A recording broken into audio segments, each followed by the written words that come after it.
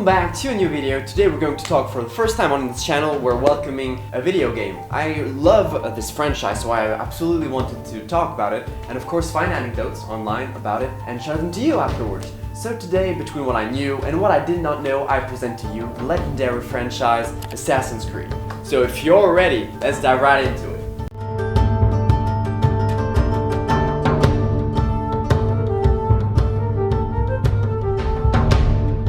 So of course what we know about Assassin's Creed is that it's a very popular franchise and it was developed by Ubisoft. And the first Assassin's Creed game appeared in 2007 and was just called Assassin's Creed. And from then there were different games that were made like Assassin's Creed Rogue, Odyssey, Origins, Valhalla, and these four I've played. And the other ones I haven't really played them, even though there's Unity, Assassin's Creed Syndicate, and a lot of great games, and we're going to talk about them today with several anecdotes about different games and the idea behind the game. So if you're ready, join me. So one of the most notable features of the game's Assassin's Creed is its attention to historical accuracy. Each game is set in different time period and location, and the people from Ubisoft that made these games spend countless hours about trying to find precise information about the period and location of all of their games. This is what makes them so incredible. Another notable feature before getting into the anecdotes is the Animus that we know today as in Assassin's Creed, the place where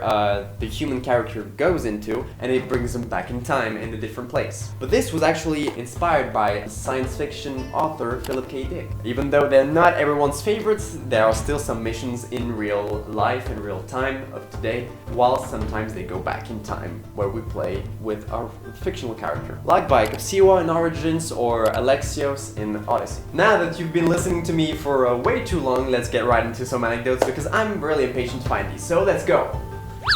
So number one, the origins of Assassin's Creed. It was originally planned to be in today's time and not to be in the past like 1,000 years ago. But eventually the people that made these games finally thought there would be a good idea to go in the past, because it was actually supposed to follow a descendant of a modern day assassin that was actually trying to understand their ancestors to acquire new skills and play in today's life. But eventually they just stayed with the idea of making the ancestor the main character. Now number two, this is a pretty common anecdote, but Assassin's Creed love to make time merchandise, but some are quite unusual. I've got a few, like I'm going to show you. I've got Bike Siwa from Assassin's Creed Origins that I'm going to just place here. And I also have the character from Assassin's Creed Rogue that I'm going to place on the other side. And they also made a movie about Assassin's Creed, about the story of Assassin's Creed, which was good. It was a good movie. But what I wanted to tell you about time merchandise is that were quite unusual, because of course figurines and a DVD is quite common. But in 2013, Ubisoft released a fragrance,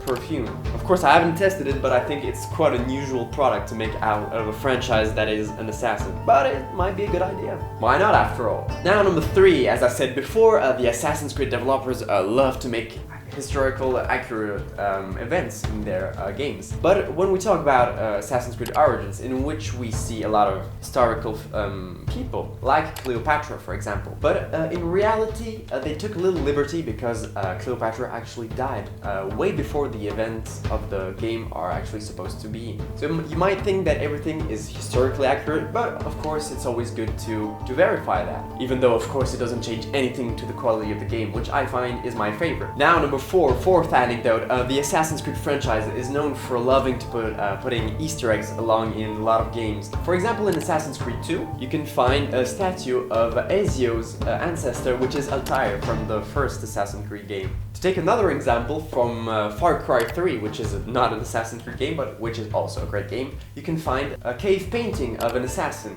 I'm thinking of this because that's also another reference I found in Assassin's Creed Odyssey when I played it, is that you've got your own boat, but you can take 4 people on your boat to protect it and to fight with them, and there can be common, rare, epic and legendary. And one of the legendary members that you can find in the Assassin's Creed Odyssey world is Bayek of Siwa from Assassin's Creed Origins. So I actually have Alexios and Bayek working together. Now number 5, I really wanted to tell this anecdote because I would have loved to see this, but Assassin's Creed was used for educational purposes. This might seem a little strange sentence talking about franchise about assassins, but don't worry, it's not about that. In 2014, Ubisoft partnered with a Canadian Museum of In 2014, Ubisoft partnered with the Canadian Museum of History to create a unique visual exhibit called Assassin's Creed, a journey through history. And of course, when you play Assassin's Creed, when you play diverse games that they made, you absolutely want to love and enjoy the